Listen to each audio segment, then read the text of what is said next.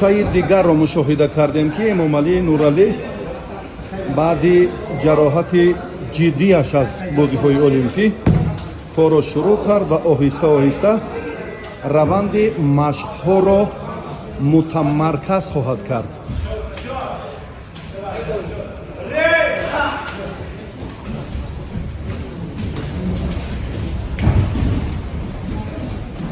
آهسته آهسته کار را در این سمت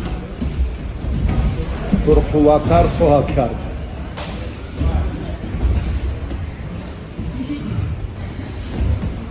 وقتی سلامتی چه خیلی امام علی؟ خیلی بهتر شدم. تشکر به مخلصانی که منو دستگیری کردن. دعا باشه و زودتر برمیگردم به مجموعه.